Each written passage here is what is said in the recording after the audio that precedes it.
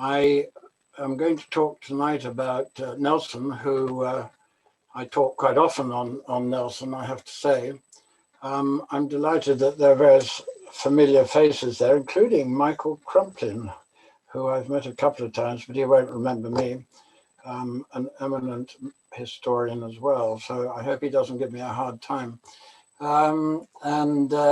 I'm going to talk about Nelson's three greatest battles, the Nile, Copenhagen, and Trafalgar.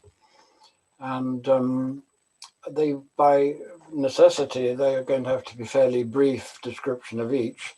But I want to give you my personal thoughts as well. And each battle I have done in the past lectured individually. So it's a bit of a foolish fellow that tries to cover all three at once. But I'm going to give the preamble to the battles and then a brief description of the battles with some diagrams and charts, some of the consequences of the battles, some of my personal thoughts and anecdotes, because I visited some of the sites of the battles and so on. I like to give my references and sources too, in case some of you might be interested in following up. Just to give a little more background than Emma gave, my interest in Nelson, I've always considered him a hero. I always wanted to join the Navy since I was a boy. My appendix was taken out at the age of 8 in Hong Kong by a naval surgeon. I think ever since then I wanted to join the Navy and be a surgeon, so I did both. I joined as a youngster, spent some time at sea and served in many places around the world in the days when the Navy and the armed forces had hospitals around the world. I was a consultant gynecologist in the Navy, which raises a wry smile occasionally, but we had, with the hospitals overseas, we looked after wives, sweethearts, locally enlisted people, and so on. I delivered lots of Maltese and Gibraltarian babies. So that's me in Malta in 1976. We had a big exhibition of Nelson and his surgeons when I was a young house surgeon in 1967 at Haslar, which also stirred my interest. I was a past vice chairman of the society, a member of the 18O Club, and a lecturer on Nelson. So I'm going to share with you as I go along some of my references and sources. I have about 100 books on Nelson and the Georgian Navy itself, by which I remain fascinated. Just a few of them in case anyone was interested.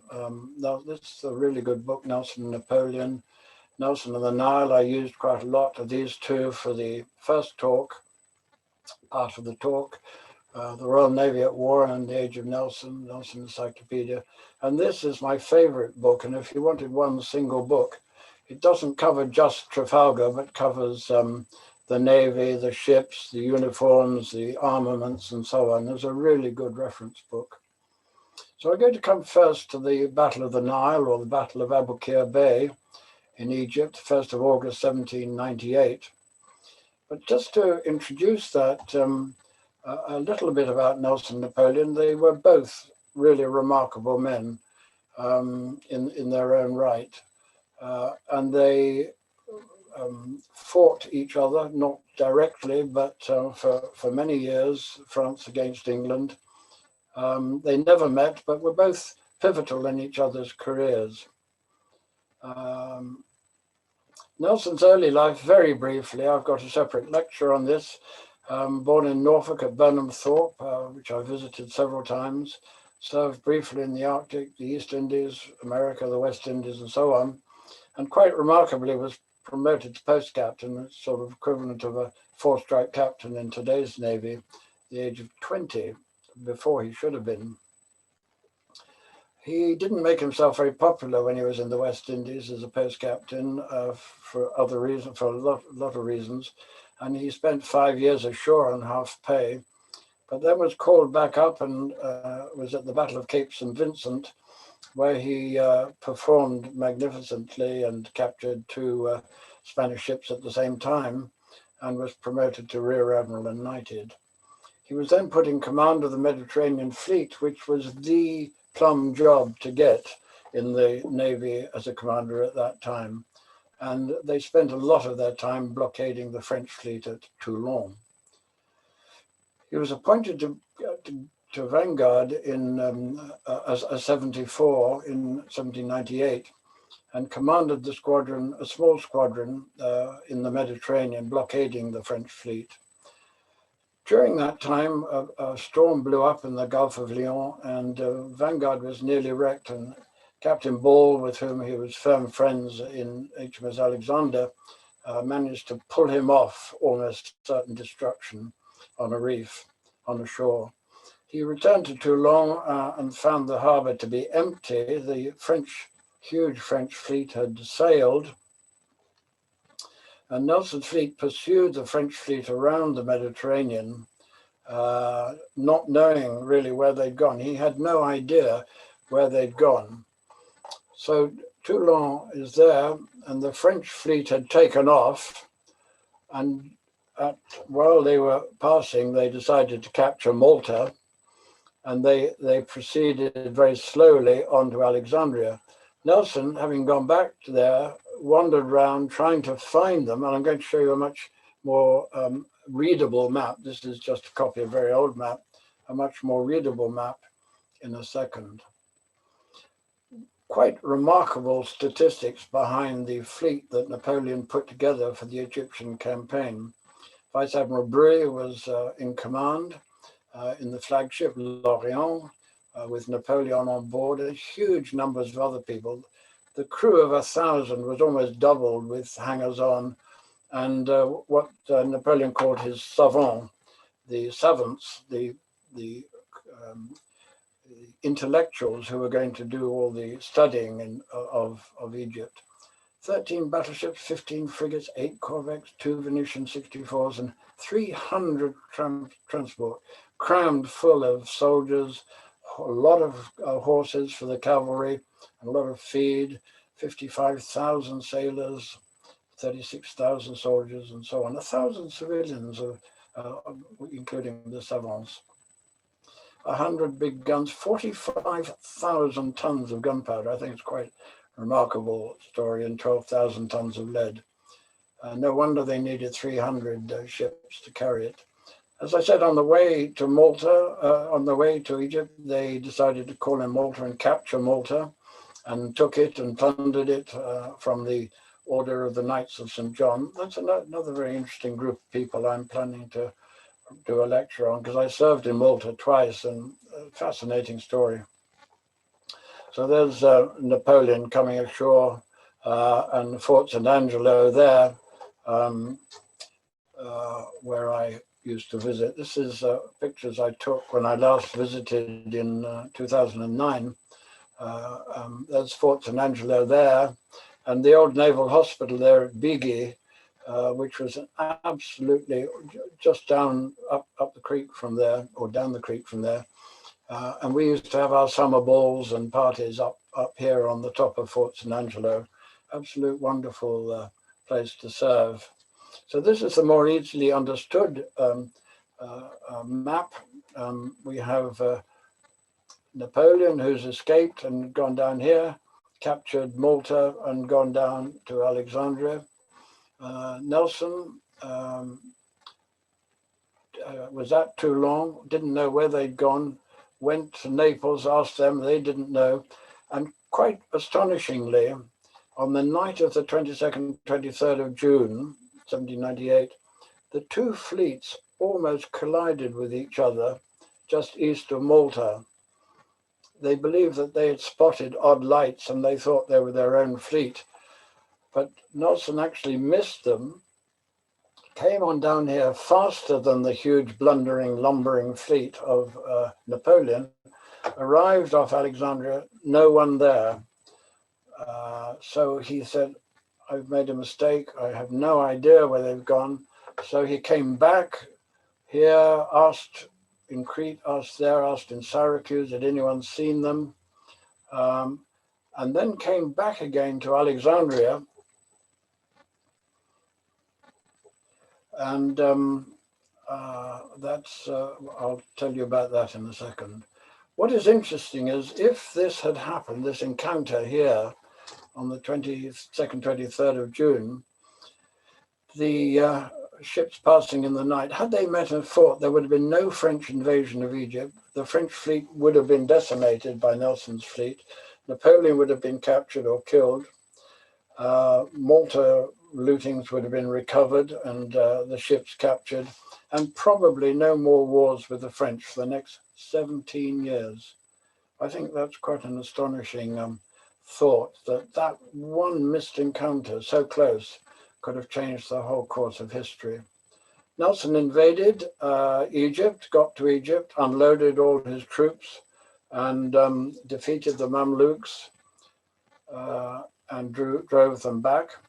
When Nelson arrived off Alexandria on the 1st of August, there was no sign of the French fleet in Alexandria. For the second time, no sign of the French fleet in Alexandria. He thought, where on earth have they gone? Fortunately, one of his scouting ships had gone on further east to Aboukir Bay, where they'd sighted the French fleet anchored in Aboukir Bay, which is about 15 miles east of Alexandria. Now, I like these old maps, but they are a bit complicated. And bear in mind that north is down here, and I'll turn it in a minute. And this is Aboukir Bay here, which, as you'll hear in a minute, I visited. The French fleet is here. The line of anchored French battleships there. Nelson's Island is there, and Alexandria is up here. And if you look from the air, and I was very fortunate in my Egypt air, I was giving some lectures in Alexandria, and I just happened to have a starboard seat flying right over Aboukir Bay, which I had just been sailing on. And this shows Nelson Island here. The French fleet were anchored about here, and I'll put the map over the top of it, but orientated north, and you can see Nelson's Island, the French fleet. And this is a very important shallow water line, the 3-fathom line, I think it is. I'll show you in a minute. And you see that quite nicely superimposes. And Nelson it was getting towards evening by then, and found the French fleet anchored here. There's some dispute whether they were pointing towards the shore or pointing the other way, and I'll show you that in a minute. I believe they were facing, unlike this diagram, facing north. And the British fleet came down here, and Orion, the captain of Orion, thought, well, if these ships can swing like this shallow water line, the 4-fathom line here, must be further to shoreward. And he decided to come down on this side while the rest of them went along this side. And this really helped to tip the outcome of the battle. There's another diagram here. It was Goliath, not Orion, sorry. Orion followed him down this side. And the rest of the fleet, including Vanguard with Nelson in it, came down the other side. Another one here is the French fleet here, and Orion and Spartate and Alexander and so on. There's a very nice painting here of the French fleet and the British Goliath just coming round here, and the rest of the British fleet coming down the starboard side. And as you can see, these ships, the French ships, are facing north. And all of their port side gun ports were sort of clogged up with equipment and stuff, and they had never expected anyone to approach them on this side here. So there ensued a battle. Here's Goliath coming around the French ships. I love these old diagrams, some of them very inaccurate too, but nevertheless interesting. During the battle, Nelson was struck on the forehead by a piece of language over his right eye, split open his forehead, a 3-inch long wound. His skull was bared, blinded by the flapper skin. And he said, and his quotes are always in blue in my talks, "I am killed, remember me to my wife." He thought that was it, he'd met his lot. He's taken down below and bandaged up, rather ridiculous bandage there because the injury was on his forehead, not at the top of his head. Here he is being bandaged up. Again, a ridiculous painting because this is the orlop deck, and they would all have been crouching down because the headroom on the orlop deck is about 5 foot. So a lot of artistic license is always taken with these paintings.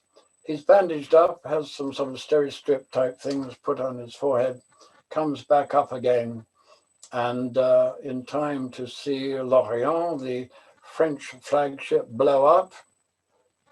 Here's the French flagship here. So a fire hit the magazine, and the whole ship blew up. The most horrendous explosion. 1,000 ship's company died, and only 60 survived.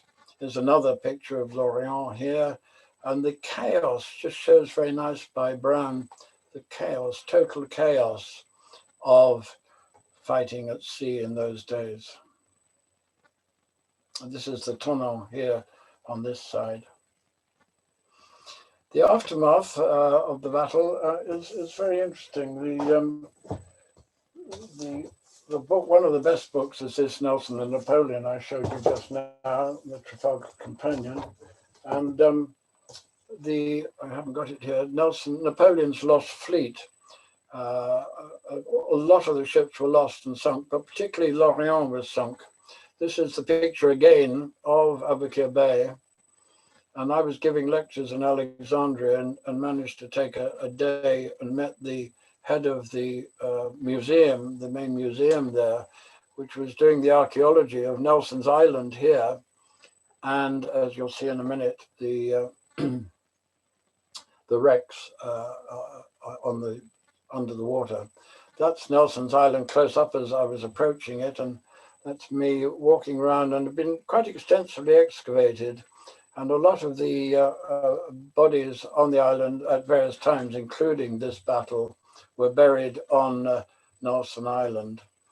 That's a view from the island, and you can see some of the excavations that have taken place of graves. And these sailors and Marines who were unearthed by a good friend of mine, who was an archaeologist and chairman of the Nelson Society, were taken to Alexandria and interred properly in the war graves there. A very nice ceremony some time ago.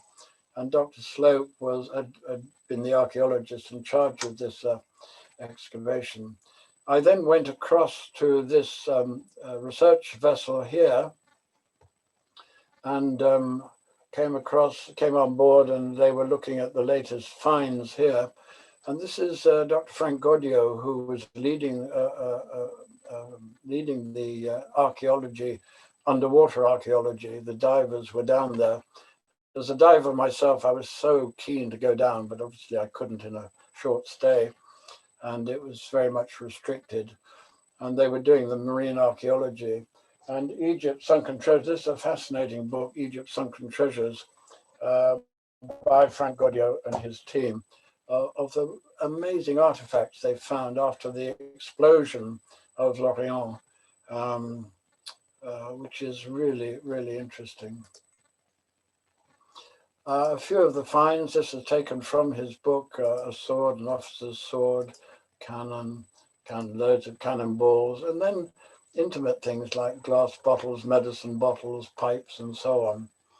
And it is an excellent read. The aftermath of the Battle of the Nile was that Nelson visited Naples to refit his ships. They were in a pretty bad state. It was very, very hard fought fight. The French conducted themselves very well indeed, and it was extremely hard fought fight. He suffers from, he probably got concussed, he probably had post-traumatic, what we've called PTSD now. He renewed his friendship that he'd made earlier with Sir William and Lady Hamilton. Nursed and nurtured by Emma, falls in love with Emma, very vulnerable to her charms. St. Vincent wants him to come and get on with being going around the Mediterranean, keeping it under control. He and Admiral St. Vincent fell out a bit, but Nelson disobeyed an order from him. But he did a lot politically for the King of Naples and the Queen, who was the real boss. Emma was obviously a great beauty, and Sir William was a very distinguished and noble sort of fellow. There's a lot of caricaturing of our hero. I've got a book full of naval caricatures, absolutely fascinating book, Broadsides it's called, of caricatures of Nelson defeating the French crocodiles. They're all the red, white and blue crocodile. Nelson was then promoted to Vice Admiral. Emma gave birth to their daughter, who was probably conceived on a trip between Naples and Sardinia, on a very stormy trip. And Horatio was born. I've had the pleasure of meeting Horatio's descendants on several occasions at Nelson Society in 1805 club dinners. And they're a lovely family, very proud of their ancestry. 12th of March, he sailed in St. Joseph for the Baltic, as second in command to Sir Hyde Parker. The Battle of Copenhagen is a fascinating battle, probably entirely unnecessary for it to have occurred. It was in 1801. As you can see, I haven't got the books in my bookcase here. I've rather flagged it up rather a lot of different references, but I've had to cut this talk short. This is a nice read, this one, Dudley Pope's book. It's more readable than, it's a historic novel more. And this Trafalgar Companion is also excellent. So the lead up to the battle was why on earth attack Denmark? Denmark was a friendly country, had always been a friendly country, but in 1800 they joined the Treaty of Armed Neutrality signed by Denmark, Sweden, Prussia and Russia, because Napoleon, who had more or less invaded that area, insisted that if they didn't, he would invade them as well. If the neutrality caused them to close the Baltic to British trade, which in those days were worth £3 million a year, which is a lot of money, which meant that it would have been disastrous for our fleet because we would not have been able to get the furs for spars, hemp and flax for sails, all essential for the running of the fleet. And we'd have been unable to blockade France and making the invasion of England almost inevitable. So the government at the time thought that a show of force and a decent fleet of ships up there threatened them, that would be enough for them to open up. The fleet assembled at Great Yarmouth. Sir Hyde Parker was put in charge. He was not a very dynamic admiral, and he frustrated Nelson intensely. The fleet was delayed by Admiral Parker because his newly married young wife had planned a ball the evening they wanted to sail, but Admiral St. Vincent sent a very curt message to him saying, "Sail now, ball cancelled." Nelson arrives in St. George, not happy. He had no orders from Parker at all. Parker hardly spoke to him as his deputy. But the fleet finally sailed on the 30th of March. And the fleet expected to arrive here at A1. He thought he was there, but then they discovered they were actually down here. So they had to sail back up there, and they sort of gathered at the score here. And then after a lot of shilly-shallying, they came down here. They sent a frigate to Copenhagen, which is here, saying, "Look, we don't want to harm you at all, and give up this idea." The Danes refused, obviously under threat from Nelson. Parker couldn't decide on what to do, whether you should wait for the Danes to attack them or whether you should attack via the Sound, which is here, or go via the other routes here. Or go straight through and attack the Russian fleet at Reval, but the Russian fleet was still iced in. Parker worried and dithered, changed his mind 3 or 4 times, and really got on Nelson's nerves. Anyway, eventually it was decided that the whole fleet would enter the Sound here and approach Copenhagen. They passed by Kronenberg Castle, which opened up, but they were the gap is much wider than is apparent in this picture. The gap was probably to the shore about a kilometer or so. So it's out of range of the gun. And interestingly, the Swedish forts didn't open fire on the English fleet. So Parker stayed up here, decided the fleet arrived here, there's Copenhagen, entrance to Copenhagen here, fleet stayed up here. Parker sent Nelson down here on the night of the 1st, 2nd of April. They stayed here overnight, praying that they were going to get a favorable wind. Remember, they were entirely dependent on winds. This was a shoal, a very treacherous shoal, as you will discover.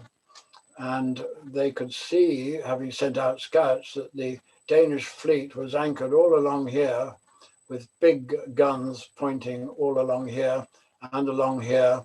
And there's a fort here, Fort Corona here. So this is a nice old map. Again, my like of old maps. Unfortunately, north is over here. So I'll show it the right way around with north facing north. But the British fleet came up here, around here. A couple of ships grounded, Bellona and Russell grounded on here. The British fleet fortunately had a southeasterly wind.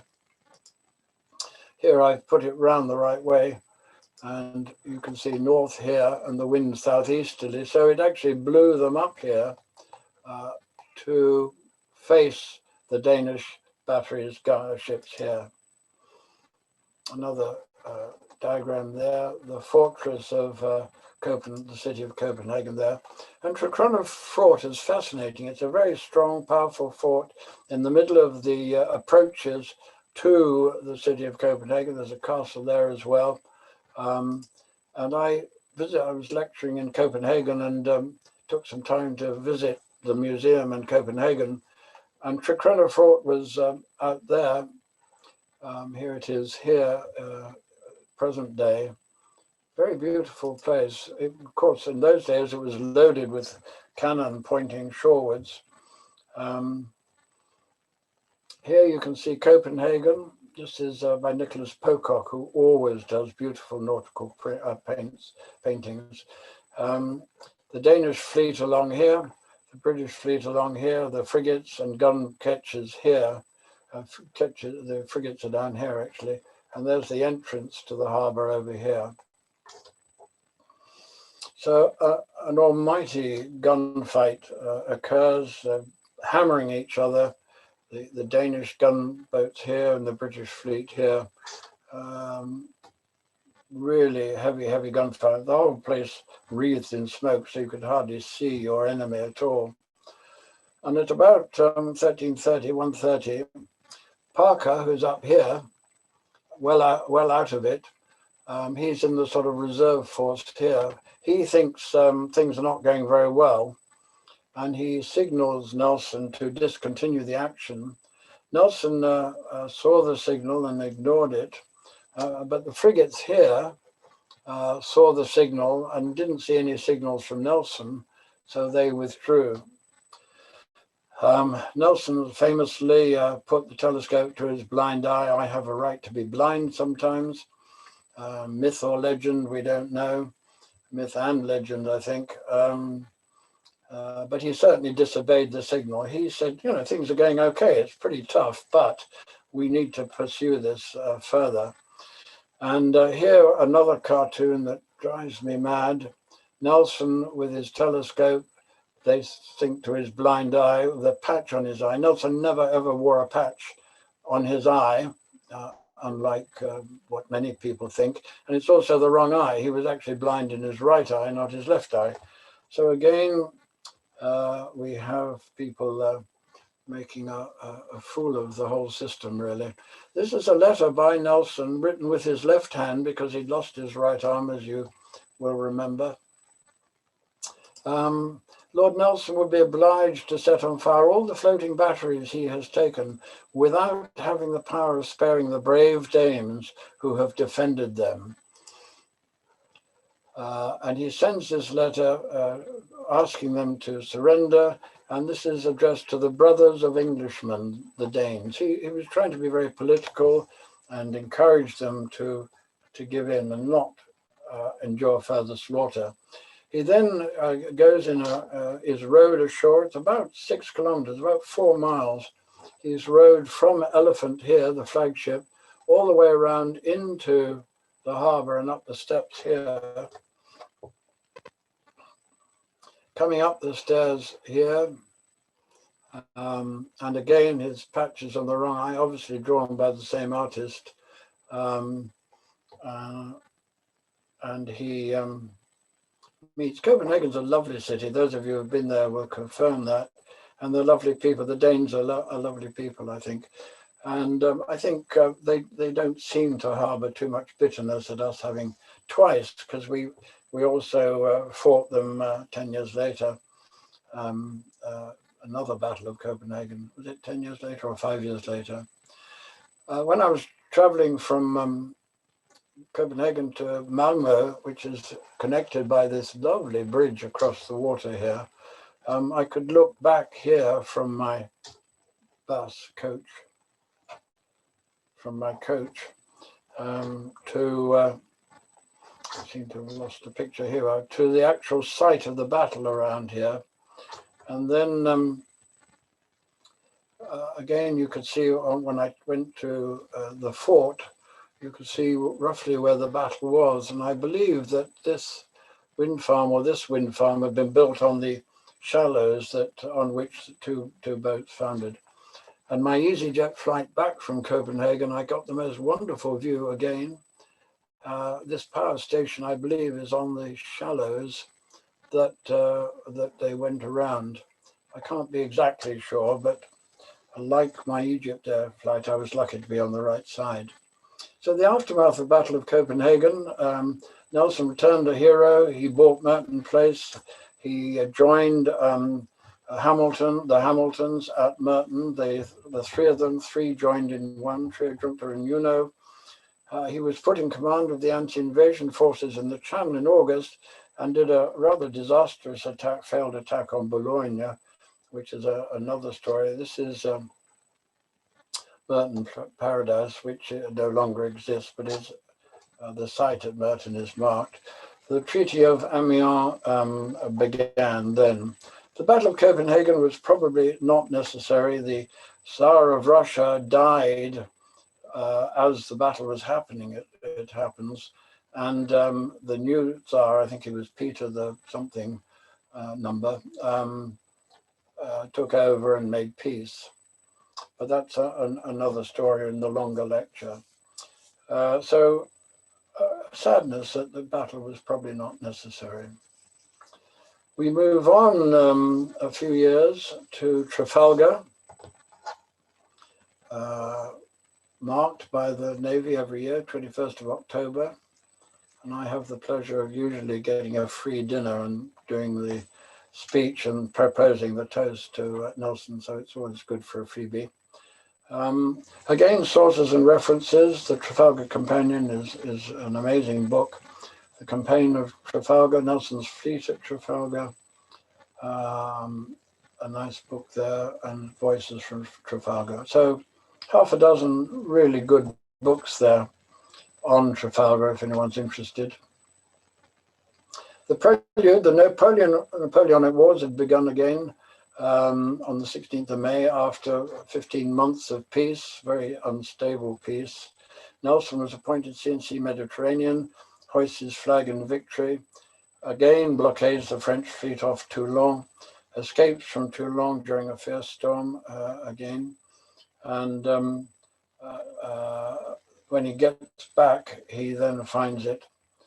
They're very similar story. He chased then the French fleet. He reckoned of all the places they might go, that they might go to the West Indies because the sugar trade for France was very important, and they were trying to retake some of the islands in the West Indies. So he decided to chase the French fleet all the way to the West Indies and back, and spent 2 years at sea without a single break. And the administration and the running of a fleet for 2 solid years at sea took a great toll on him. He took some time out in August 1805, returned to England and Emma at Merton. There we have it again. And he was then given victory, rejoins victory, which many of you may have visited. There's some pictures I took a while ago. She is magnificent, really is magnificent. And so lucky that we are so lucky that she's been preserved.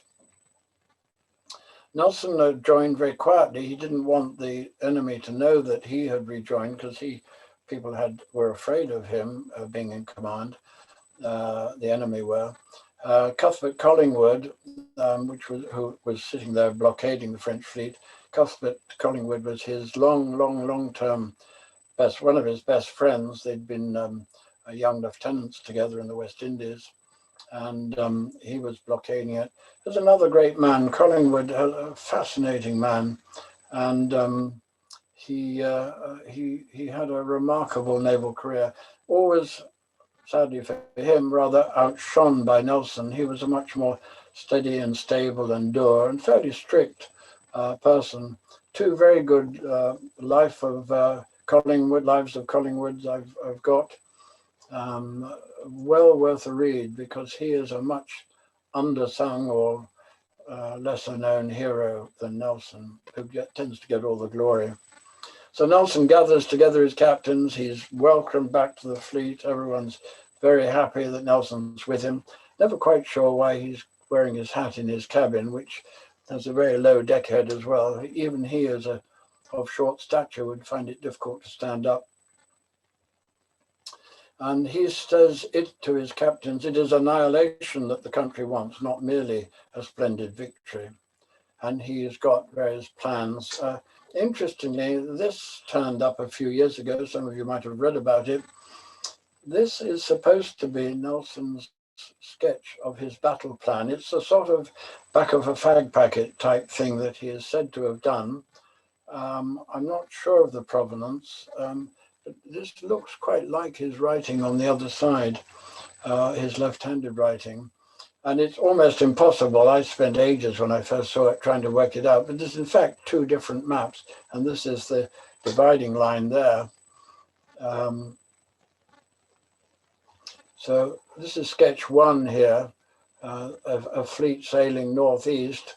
If the enemy line was there, they could split and come either side of you, which would be a disaster. And sketch two, you've got 3 lines of our ships. In fact, there were only 2 in the end. B3 never happened. And they would come in at angles to the enemy and cut the enemy in 2 places. And it is actually what happened, as you'll see. So this piece of scrap of paper is probably his quick doodle of what he planned.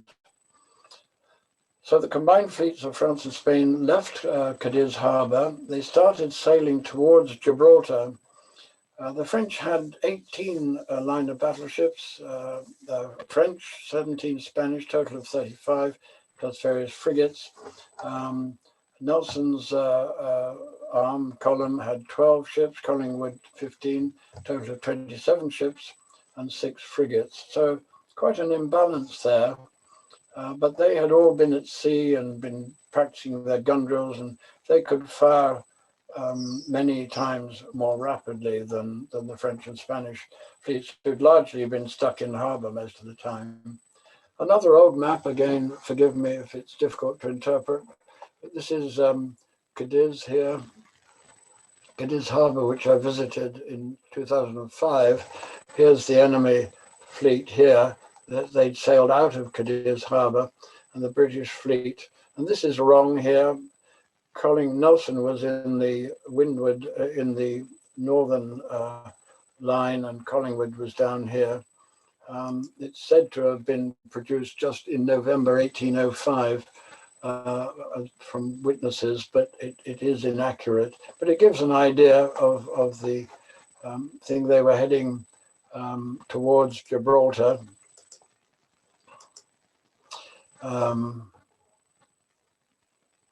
Cadiz harbour is a beautiful harbour, if any of you have ever visited it, a really good naval harbour. So the fleet was going south towards Gibraltar, and they saw the British fleet approaching them, and they about turned, and there was total chaos there.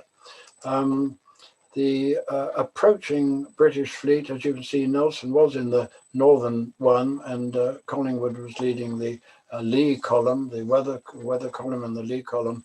But they were only approaching at about 2 knots, which is about 2.5, 3 miles per hour. So at almost strolling pace, not even walking pace. So very, very slow, very calm, very frustrating. And the French fleet rather take ground because it's such light winds. Chaos follows, and the Spanish admirals thought this was crazy to go about. So victory is seen here in this beautiful painting, approaching the combined fleet.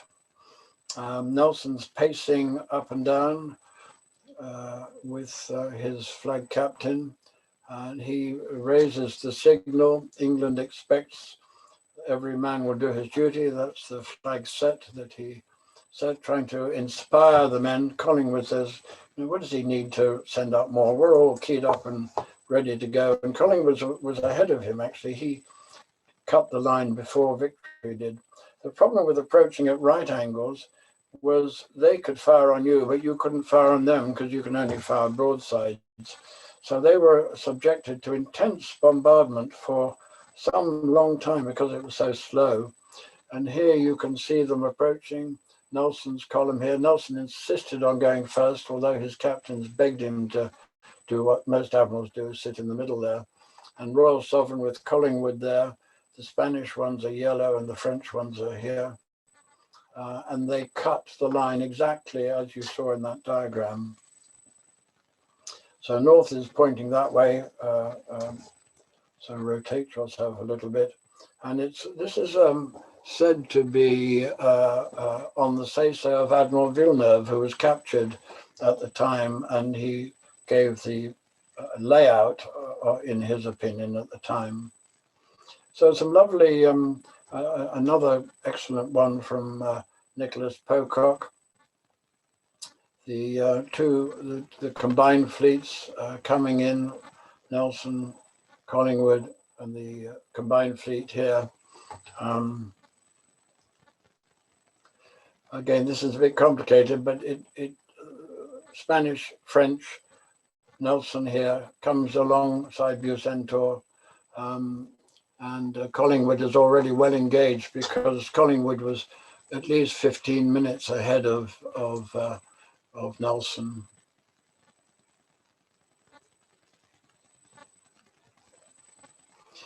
Absolute carnage, again, as you expect from these dreadful battles.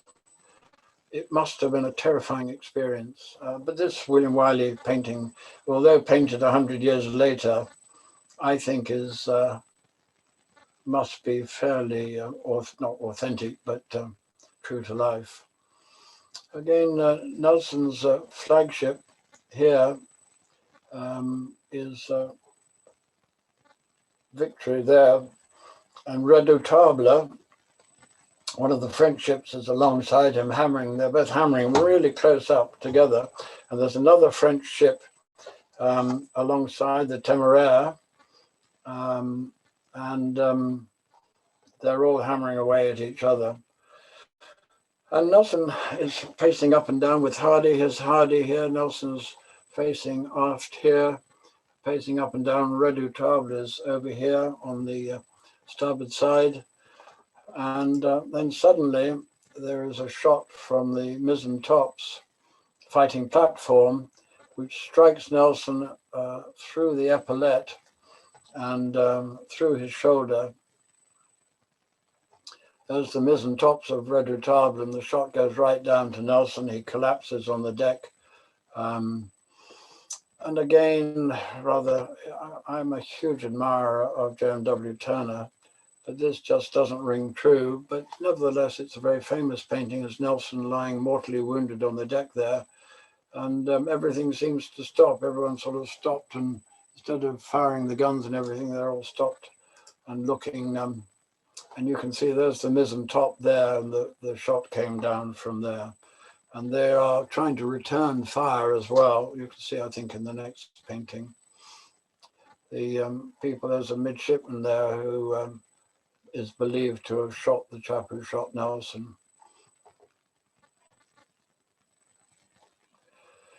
This is the one that's particularly bad by Heath. Nelson's lying there, and in the thick of the battle, everyone's just standing around gawping, which to me is entirely, absolutely unlikely.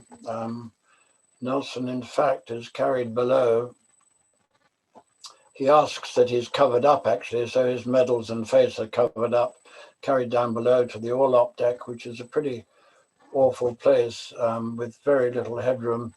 Arthur Davis here has this very famous painting, which is, again, very unrealistic. There's Hardy here, who's 6'2" or more, and the orlop deck height is about 5 foot, and they've all got this deck space here. And you can see this in this very famous painting. It's difficult to make out who's who, so I put it here as the surgeon William Beattie, and there's another talk about William Beattie as well, a very interesting Irish surgeon who became Sir William Beattie and finished up in charge of the Greenwich Hospital. The purser, Walter Burke, and Nelson's steward, Chevalier, who served with him for a number of years, and then the Reverend Alexander Scott, who was he was his personal secretary and confidant, and probably a spy as well. So that is a very famous painting. The painting is on the lower deck of Victory, and Nelson is said to have died here, although they've since moved that. They keep changing their mind, and it says no photography, but I was given permission to take that. So the end of the battle was total carnage, a lot of losses from the French-Spanish fleets. This J.M.W. Turner painting, I think, is entirely unrealistic. And however much I admire Turner's work, I can't admire this painting. There's a terrible storm bruise 2 days later, or the next day, I think, and the fleet is really put in jeopardy. The French and Spanish ships are so badly mauled that they are sinking and crashing onto rocks, and the British try and send out boats to rescue as many people as they can from the ships. Again, a little bit, I'm sorry if I'm making things a little bit complicated, but it is quite fascinating that the storm went on from the 22nd to the 27th, and the combined fleet was completely scattered. These foundered on rocks, the French and Spanish ships here, foundered on rocks here. These ones here were burnt or scuttled here by the captains. 10 ships crept into Cadiz harbour, badly mauled and damaged, and never served again. And Collingwood's fleet then went out north. I'm not sure where they were going to, but and then these 4 ships here escaped. French ships escaped, but were later captured at Cape Ferrol, further north, on the 4th of November by Captain Strawn with his ships. I stood on the tip of Cape Trafalgar in 2005, the 200th anniversary, as you'll know, of the Battle of Trafalgar. It was in September. Very moving experience to think that this battle had raged just about 10 miles or so, just out to sea there. Victory was towed into Gibraltar by, I think, Neptune. This picture is wrong because they're coming in from the wrong side. This is the Mediterranean side of Gibraltar here. But I have a copy of this picture, which was copied from the museum in Gibraltar when I served there. I was lucky enough to be the gynecologist here at the Naval Hospital somewhere here. I took this picture when I revisited, and used to look out over this view and across to Algeciras on the African side every morning on my ward rounds. Delivered lots of service in Gibraltarian Army, Navy and Air Force babies. There are only two people buried in the cemetery there, a very moving cemetery, a Royal Marine and a young lieutenant, only 20 years of age, built there. They'd been brought into the naval hospital after the battle and died sometime later after the battle. So Collingwood's is under favoured. He's not given enough credit, but he was actually wounded, but wouldn't allow his name to be included on the list of casualties, and he didn't even mention it to any of his letters at the time. Although he later said that he got a severe blow, many good thumps one way or another on the back on the great wind of shot. The wind of shot was an amazing phenomenon, which I can't explain now. Nearly all were killed or wounded on the quarterdeck or poop deck, but myself, my captain and secretary, Mr. Cosway. Absolute carnage. So he was truly a remarkable deputy to Nelson. The losses of the fleet, and I'm coming to an end, no ships were lost, 14 severely damaged, 7 had to be towed away, as I said, to Gibraltar, 458 killed. That's as opposed to the French, 18 ships were lost, 9 French, 9 Spanish, 14 severely damaged. Compare the casualties, 5 times the number of people killed and twice or more times the number wounded. We don't know the number of drownings. 3 senior flag people and captains killed, and 12 senior people killed in the combined fleet. That's quite a toll and a tragic loss, really.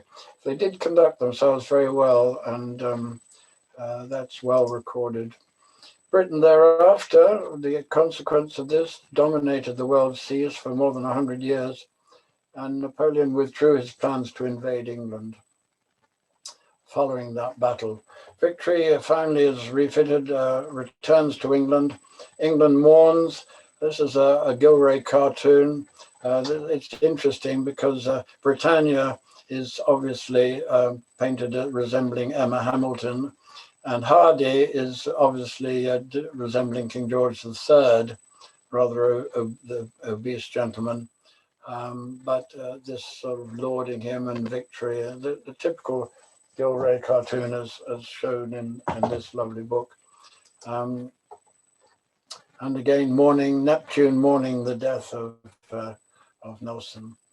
His funeral is held. He's kept in Greenwich for a while in the dining hall there, where I had the privilege of doing a staff course for a month. So I had breakfast, lunch, and dinner in this wonderful, wonderful painted hall, and I've had several dinners there since. It's now been refurbished, and I look forward to seeing it, I hope, in October this year. There's an amazing fleet funeral for to carry his body up the river. This amazing catafalque is built to resemble a ship to St. Paul's Cathedral. Huge service in the cathedral, and he's buried right under the central part of right under this area here in St. Paul's Cathedral. And some of us in Nelson Society or the 1805 Club visit most years in October and have a little service there. There's a story behind his coffin as well. So those are Nelson's 3 greatest, best known battles.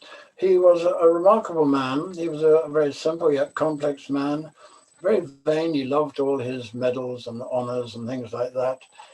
Quite diminutive man, but very humble, really, very human and caring, cared deeply for his sailors and his officers, ruthless in war, but compassionate in victory, deeply religious. His father, many of you will know, was a parson, a vicar at Burnham Thorpe. He was courageous without doubt, passionate, as evinced by his various affairs. Emma's only the best known of his affairs. Strategist and statesman, as shown on several occasions, and a national hero and icon in his country's time of need, an inspirational leader of men, held up as an icon for leadership example by many of the service, including in Annapolis, I understand, the American officers' equivalent of Dartmouth Training College. So here's one my favorite portrait of Nelson by Lamal Abbott. And every 21st of October, we celebrate the immortal memory. And I often have to get invited to give the toast, the immortal memory of Lord Nelson. And I always add, as the Queen did when she did it a few years ago, several years ago, and those who fell with him, who should also be remembered. So thank you for listening. Just to finish, I'm going to point out that John Bain's tours are fixing a trip that actually comes very close to Cadiz and Cape Trafalgar here, and are going to do this tours called From the Edge of the Atlantic to the Azores, visiting Belfast, Vigo, Lisbon, Azores. I'd love to visit you. I was supposed to join it, or invited to join it, to give some lectures, but can't make it because I'd already committed myself to Trafalgar night dinner speeches. So it'd be a lovely trip, and I would love to have gone, maybe another time. Emma, another time, please. And it's being led by Dr. John Richardson and his lovely wife, Susie, who I've got to know fairly well over the years. John and Susie have led tours for John Bain's all over the place, and they're probably some of the most experienced tour leaders. He's a retired medic like myself, but he's an army. He can't help that, but the Army and the Navy always have friendly banter between them. Lovely couple and wonderful tour guides, and I'm only sorry I won't be joining them. So think about it. That's a nice thought. A nice time of year too. So thank you very much for listening, and I leave you with this remarkable picture of a remarkable man. Thank you very much. I'm happy to answer questions should you have any.